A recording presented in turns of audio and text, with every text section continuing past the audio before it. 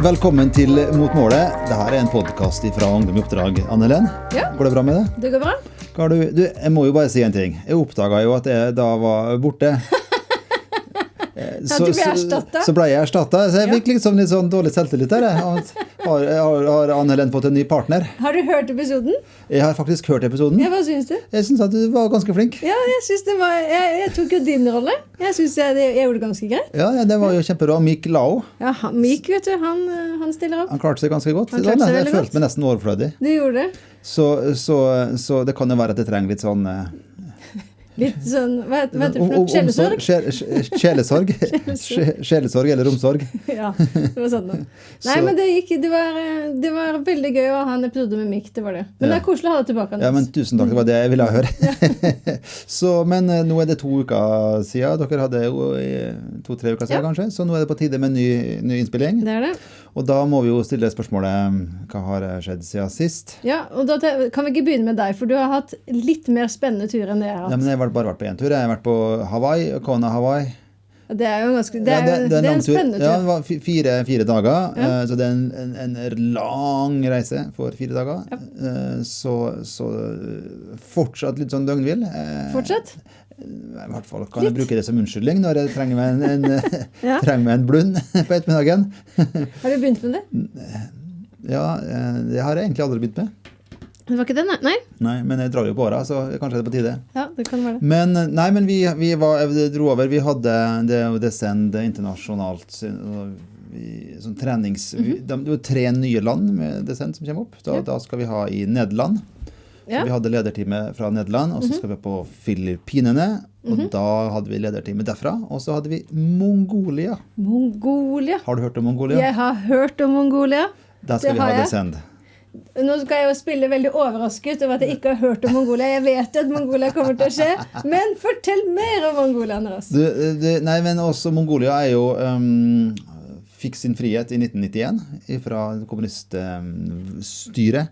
Da var det knapt nok noen kjente kristne i landet. Jaha. I dag så det mellom kanskje 60 000 kristne i Mongolia, så det jo av 3 millioner innbyggere. Okay. Så på hvor mange år blir det? Blir det 35 år? Ja. Så klart at kirka har jo vokst fort. Ja.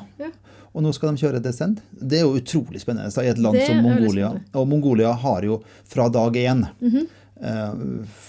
vært et misjonssendeland. Har du det? Ja, så fra midten av 90-tallet så begynte jo Mongolia å sende sine første misjonærer til andre land.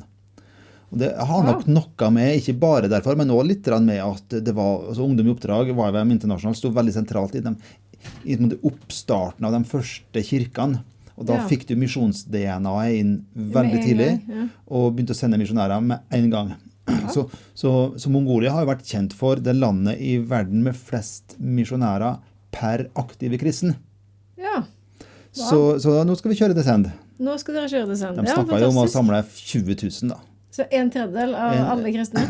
Vi får nå se. Ja, men jeg liker målet. Jeg jo liker målet, så det var så utrolig spennende da, å være med der. Og Filippinene, de skal jo samle 150 000. De sikter hakket høyere enn oss, liksom. Ja, det hakket høyere. Så det var han som leder Filippinene, koalisjonen der, han leder en sånn paraplyorganisasjon for 55 000 kirker som også medlem, kirker da, 55 000 kirker.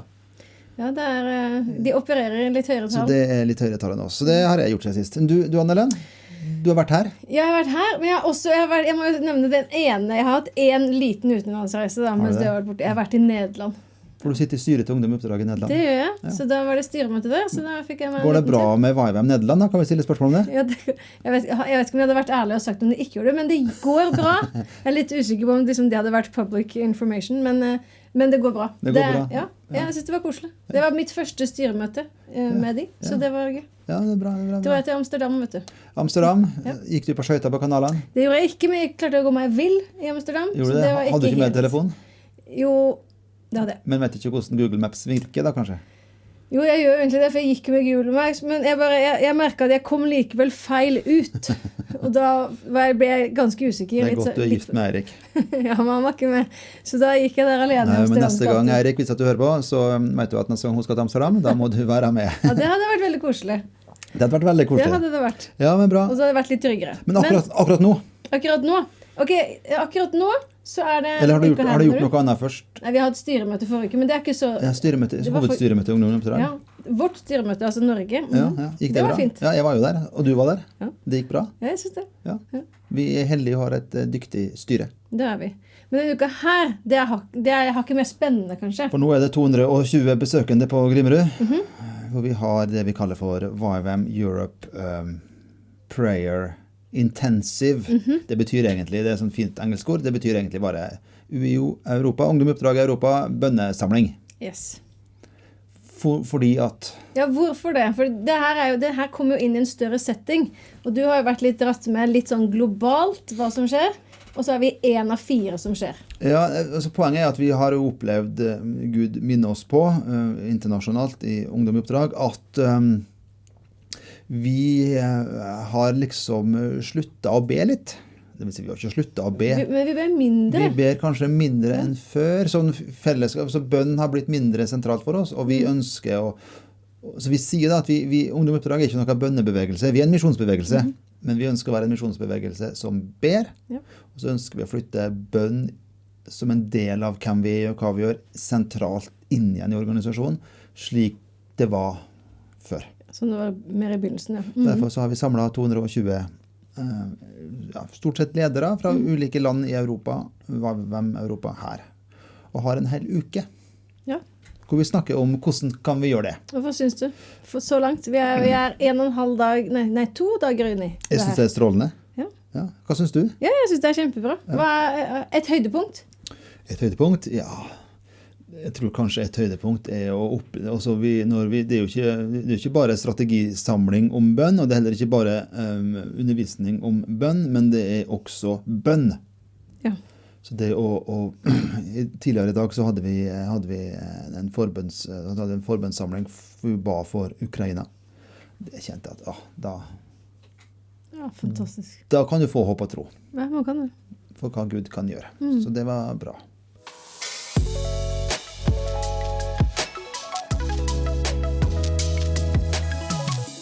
Men fordi at vi har en YWAM Europa-samling her, så har vi også en gjest i rommet.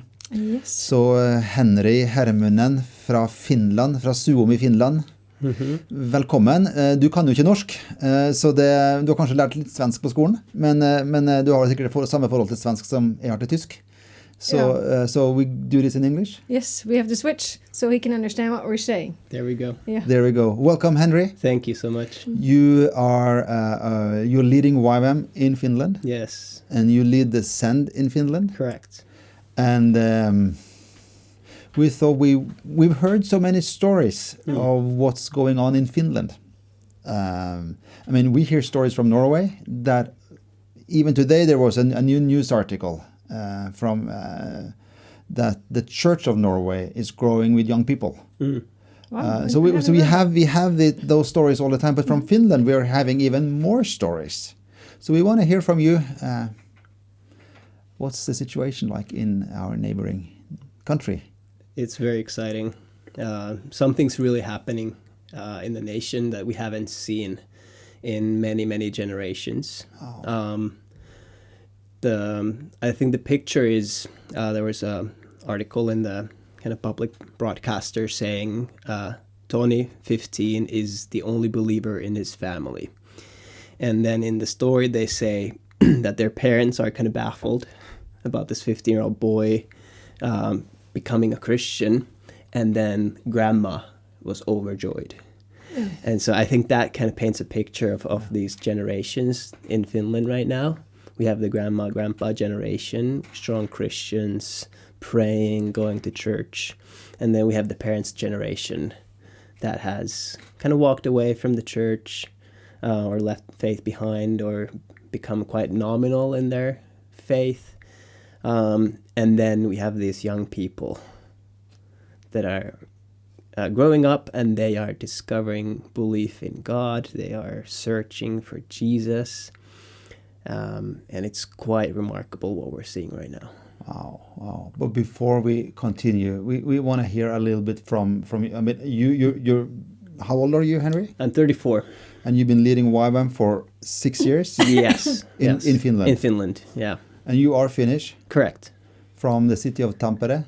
I grew up in Lahti, which is known to Norwegians for our ski games. The unfortunate event in 2001 when most of our world championship skiing team was caught using illegal substance. Yeah, that's right. Just like what's happening in Norway right now with our ski jumping. Yes, that's kind of embarrassing. Yeah, that's embarrassing as well. So that's my hometown, but yeah, I do work in Tampere. Did you go skiing when you were young? I did. Did you ski jump? A little bit, not too much. What's your record? Not very formally, so we did backyard ski jumping mostly, so some meters. and then you married? Yes, I'm a wonderful wife, Tata, and we got 4 kids. Our oldest is turning 10 this summer. 4 kids in 10 years? Correct. How old is the next 3? Then we have a 7-year-old, a 5-year-old, and 2.5-year-old. Oh, that's 4 kids in 8 years. 7.5 years. Well, yeah. So we've been married 11 years this year, and our oldest is turning 10. So that's busy wonderful. Life. Yeah, a full life, I like to say. How do you do life and your full-time ministry? Yes. And you're also pastoring a church as well. Correct, part-time, but yeah. So you have a lot on your plate. Yes. And then you have a family in the midst of this. How are you thriving and surviving in this? Surviving and I like to say more thriving. I think a couple of things that are really key. I'm really ferociously guarding my daily day off. Yeah. Protecting the Sabbath, day of the Lord. Is that the Saturday? That's the Saturday, most often, or Monday, depending on the weekend. And then we always want to have fun as family, so we really schedule that in. I do sports. I do tricking with my kids.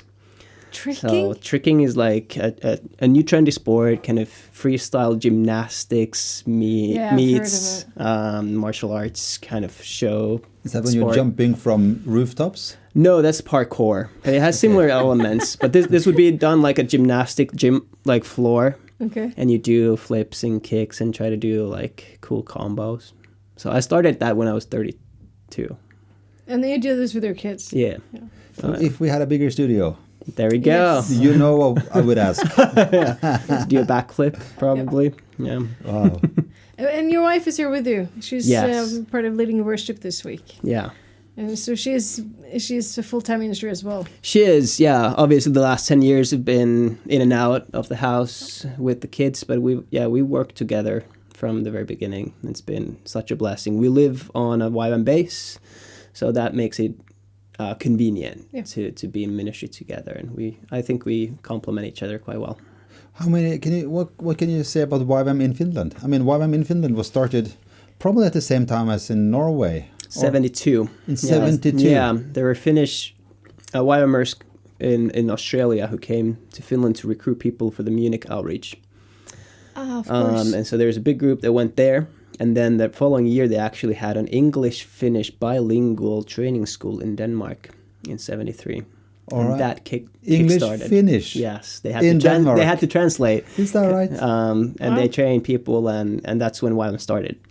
And then over the years, YWAM has had ups and downs in Finland, and I think we are in a sort of a, let's say, being in a re-pioneering phase in the 2000s, and now we're up to 6 locations, about 50 staff, about 25 missionaries serving abroad. Okay. I think in addition to that, YWAM as a movement of missions, mobilization, evangelism is doing quite well in Finland. And I think the key role that I think God has called us into is to really partner and collaborate deeply with the body of Christ. And when we do that, I think it bears much fruit. Wow, but what we're really curious about, Henry, is where we started, because you shared the story of the 15-year-old boy. Yeah, that is the only one in his family that is a Christian. Yes.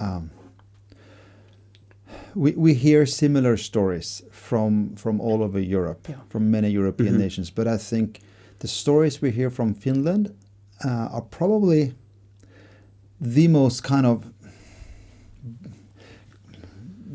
probably the biggest movements is in Europe right now is in Finland, where young people coming to the Lord.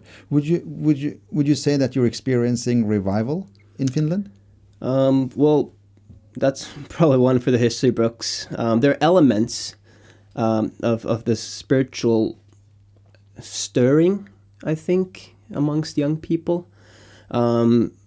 Most Finns, let's say, have grown up in a spiritual vacuum or a religious vacuum, and I think that is being filled right now.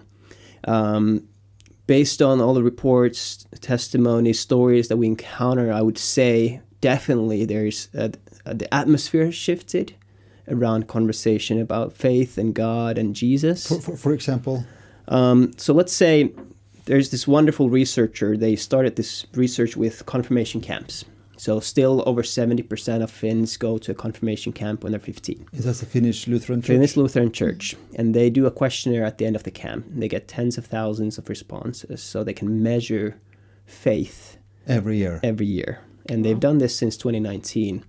And in 2019, 15-year-olds, the average of belief in God was 35% of the birth cohort. And that started to shift in 2021, and it's been growing ever since. And last year with boys, that number had grown to 62%. So 62% of Finnish boys believe in God. And the girls, last year was the first time when there was an uptick with them going up to 50%. And then in the questionnaire, they also ask belief in Jesus' resurrection. And with the boys, it comes down 2%. So 60% of boys believe in the resurrection of Jesus, which means that the vague belief in a higher power that's been quite typical for my age group and older. Something out there. Yeah. There's something out there. It's not that. No. It's belief in God. It's belief in Jesus. There's another study called Youth Barometer. And in 2023, they chose belief as a research topic. And what they discovered was quite interesting.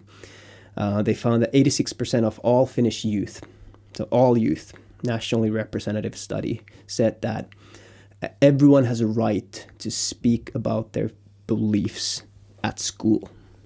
86%. That makes a difference for evangelism. Exactly. And for Christians. Yes. Student unions. Yeah, and 71% in that same study said that they want more instruction in forming their own beliefs. So two things are happening. There's an culture of openness in the areas of belief and faith and God amongst young people, and there's also desire to receive input and instruction on what to believe in. And so we've encountered this with... Sounds like a perfect storm, or not a perfect storm, perfect match. Exactly. So some of our teams, when they tour, they do evangelism. Often they encounter young people just on the street. And the first response is that young people say that, oh, we've just been thinking about these things. Meeting people they don't know on the street. Exactly. Asking them about Jesus. Yes. And the young person they meet on the street, they say, yeah, I've been thinking about these things lately. So a story from a couple of weeks ago, one of our tour team leaders, Teresa, she's 21, and her co-leader, Joshua, they were just walking on the street Friday afternoon. Kids coming from school, middle school, maybe 8th grade. And they start chatting with them and start sharing about Jesus. And they're like, yeah, like we've been thinking about these things. And they start to share the gospel with them. And then they ask this question. Do you guys think that even if you got everything you wanted in life, you would still feel empty inside? Wow. All 7 boys said yes. And they were like 8th grade? Yeah. and then they... I wouldn't say that when I was in 8th grade. Exactly. And then they said, would you want to make Jesus the king of your life? And they're like, yes. Well, it means that you leave everything behind. And you follow him, you make him king. You realize that? Yes. And all 7 boys gave their lives to Jesus. But what were the grounds? I mean, what have they must have thought about this. Yes. Had they read the Bible? What have they been searching? Is it TikTok? Is it like... There are some... So the conversation has shifted. like with millennials and Gen X, we grew up in this environment that's very anti-Christian, where Christianity is painted sort of anti-intellectual and primitive or abusive, etc. And so that's really resulted in this kind of withdrawal in our generations, where we're kind of timid about conversations about faith. And with the shifts that have happened with Gen Z and Gen Alpha, that's kind of changed. So there is an openness. And Gen Z is those born between... After 96 to 2012. Yeah. And Gen Alpha is younger than... Yeah, from 2012, so... 13 About now. 13, yeah. And so yes, we see... in Finland, we see influencers, athletes... Intellectuals too, kind of either reconsidering faith or coming out of the closet as Christian. Just this week we had a couple of podcasts, these like guy podcasts, talking about how crazy it is, how broken youth are today. And there's this guy who's like, I've come to the realization that people need Jesus. And they're like, yeah. And there's this young Finnish man who does all these extreme, like, endurance sport things. He's a social media personality, and he was just on a podcast, just talking about kind of his personal life and this, like, bout of depression he went through. He went to this, like, just in the woods to end his life and encountered God. Out of the blue, in the moment. God encountered him, spoke to him, and he's on this podcast that has nothing to do with church or faith or belief. It's like a dude podcast, and both of them are crying when he's sharing this, how God saved his life. Wow. And so another story was, there's this 21-year-old guy. He was like quite kind of successful, fit guy, entrepreneur in media. And then last summer he spent a lot of time just by himself, and he encountered that sense of emptiness that I mentioned earlier, and he was like, what is this? And then he encountered people on social media talking about how faith had shaped their life or transformed their life, and he was like, that's interesting. And then somebody who had been to an evangelism training had invited him to an event, a public gospel proclamation event in Helsinki in August. And he just showed up there, no background in faith. And from the stage to a crowd, they say, does anyone need healing? Oh. And he has this lifelong injury from when he was a child on his knee. And then he experienced God healing him there, downtown Helsinki. He gets on the stage, he like shares the testimony that he was healed on like Christian TV. And then gives his life to Jesus. And then he was interviewed to one of the women's magazine, like the biggest women's magazine in Finland, and he's sharing this story. And yeah, these stories seem to be on the media, if not every week, then almost every week.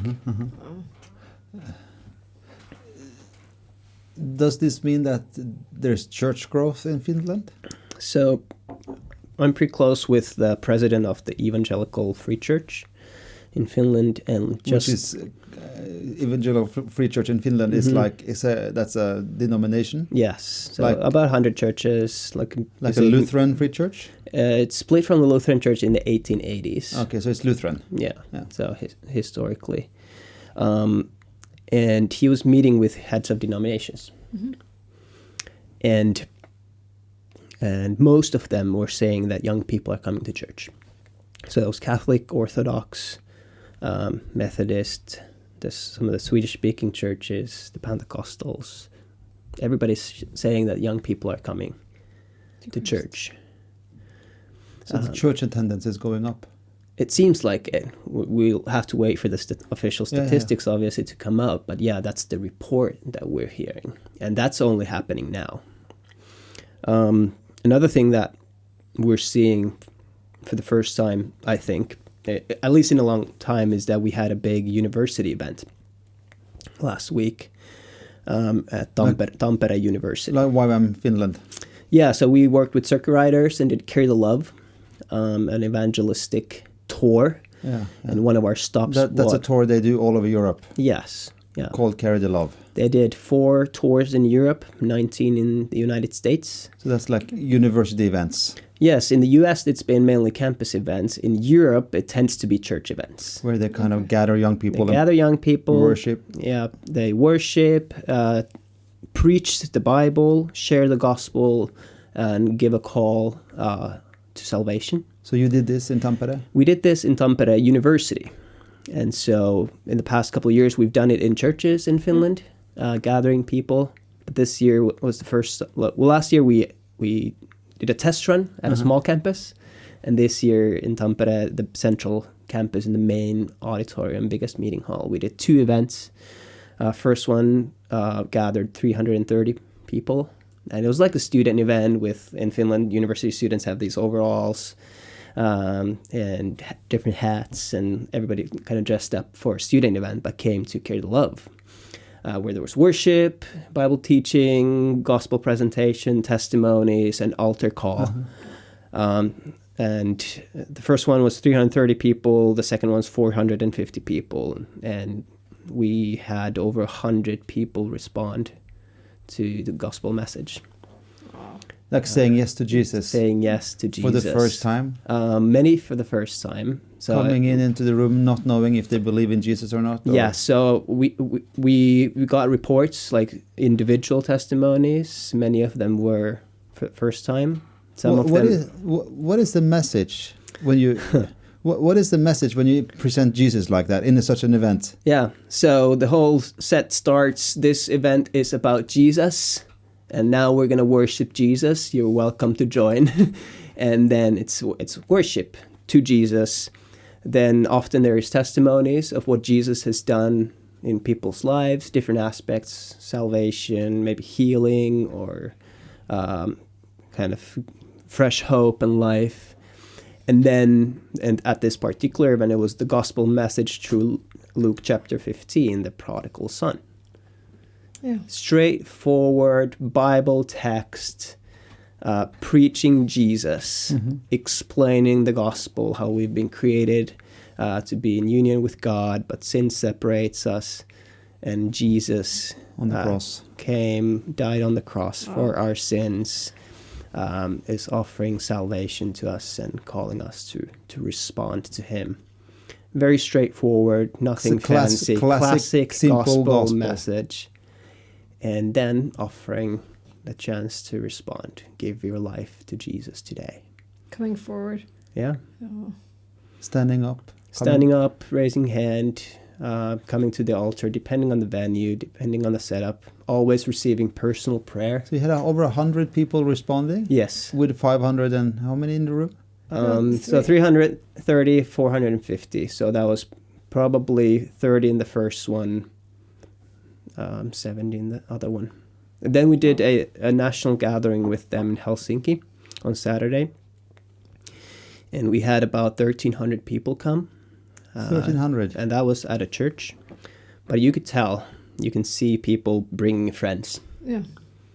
Pointing things, this is a church, this is, Explaining things. Explaining things, how you behave and what to do, coming there. Again, worship, explaining this is all about Jesus. A strong message on the cross of Jesus and the blood of Jesus. Yeah. And calling to surrender your life to him. So Derek Mack from Circuit Riders was preaching, gives an altar call, 140 kids coming to the altar. 10%? 10%, yeah. So that's university student kids? That was everybody, yeah. From 13 or even younger?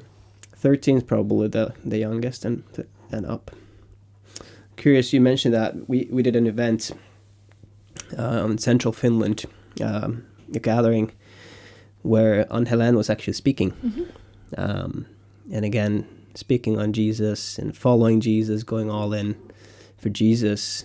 And with the altar call, again, dozens are responding. But what struck me was these 13-year-old boys who were there kneeling at the altar with like arms across over each other's shoulders, crying, encountering the Lord.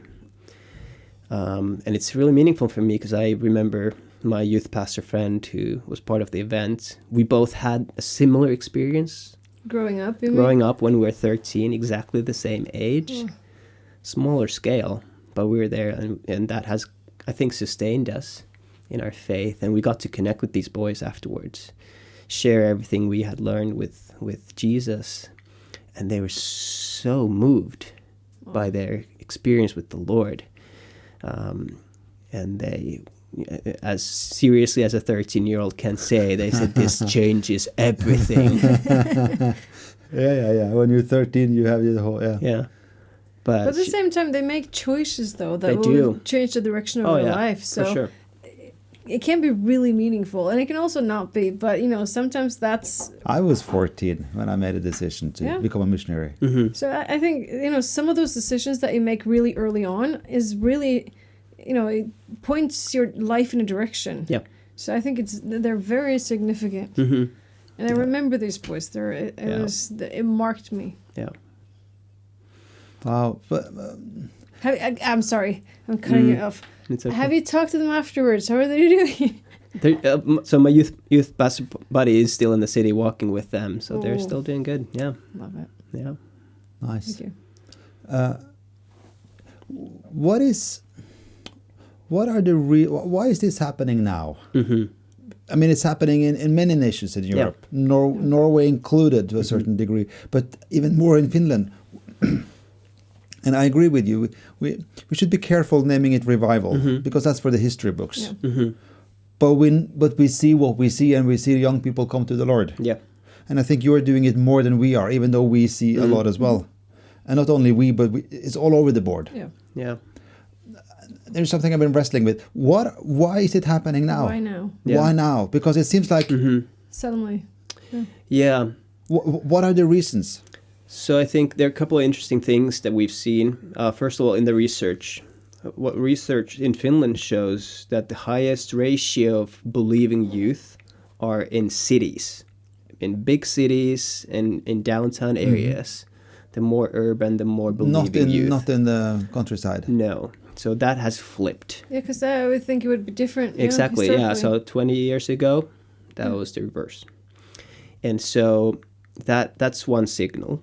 The second signal is that, again, in the same study, they utilized the data to do a study on youth well-being. Mm-hmm.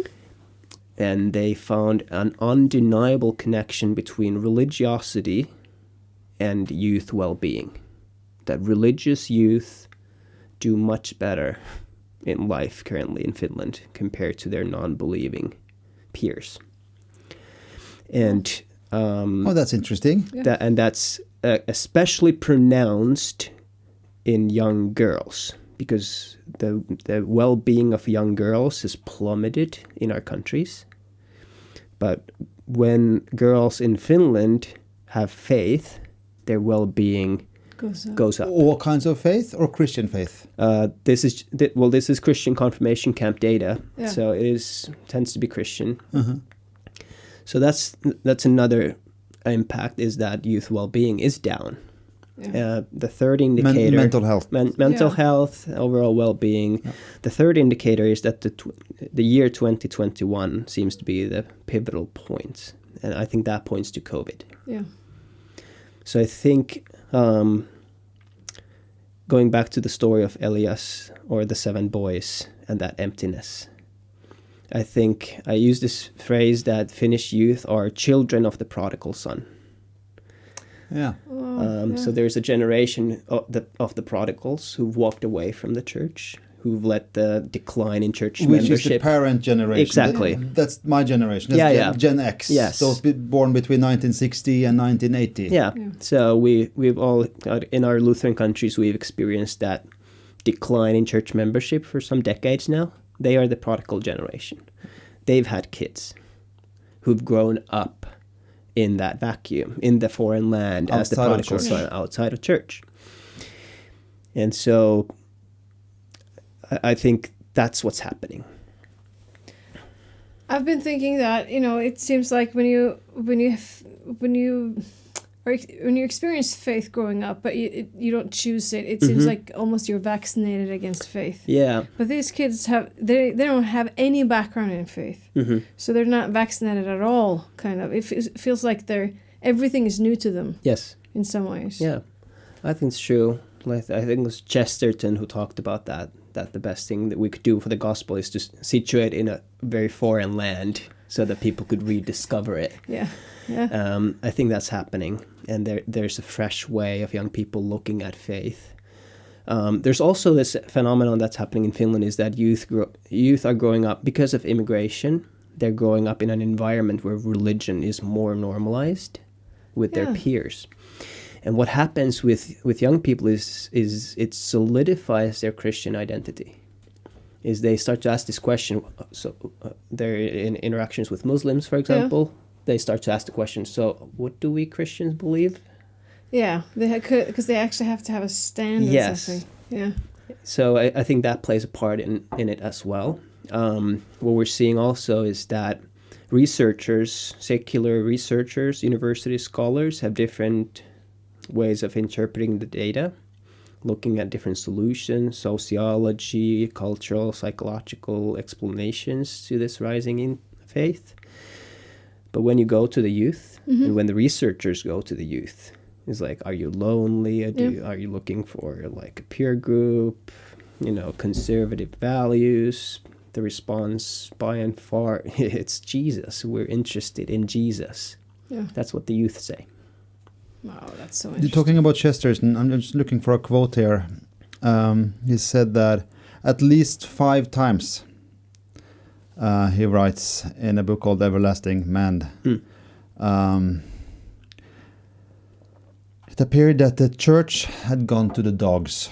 Okay. Basically, that 5 times throughout history, the church supposedly died. And then it says, in each of these five cases, it was the dog that died. Okay. At least 5 times. So I'm wondering if this is what happens now.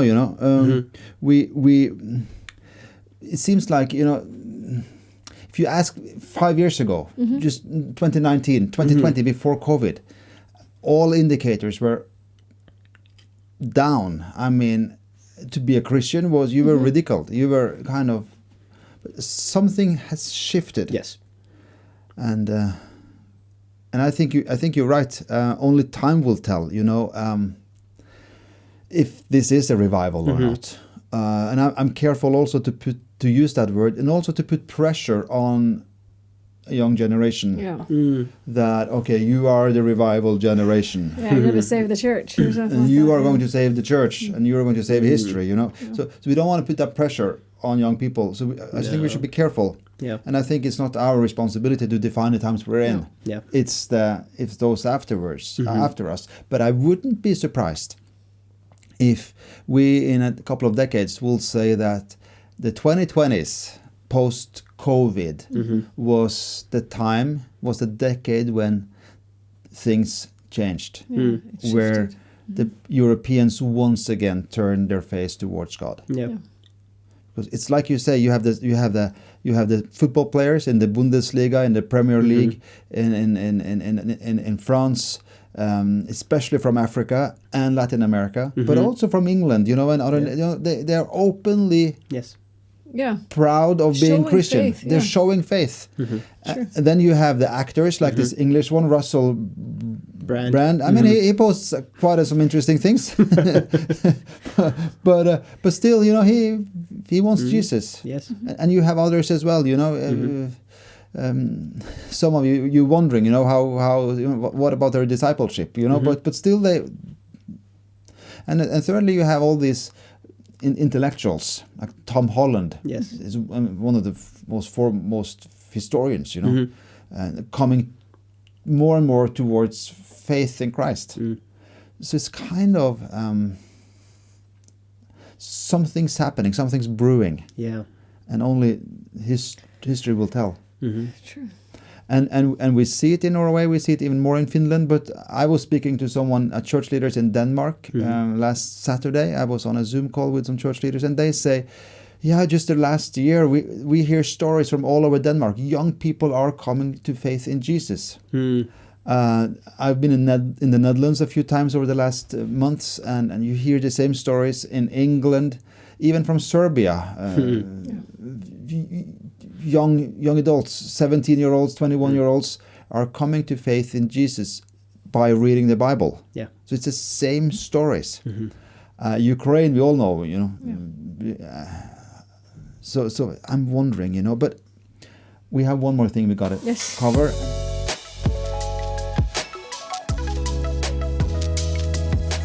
With the Send Finland. Yes. Because you lead the Send Finland. Yeah.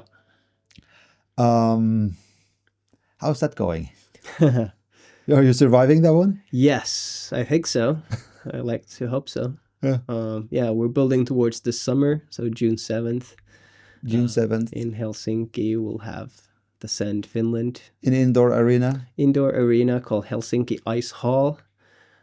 So maximum capacity looks like being about 9,500. So hoping to fill that. So if you feel that will be about the same what we gathered in 2022 for the Send Norway?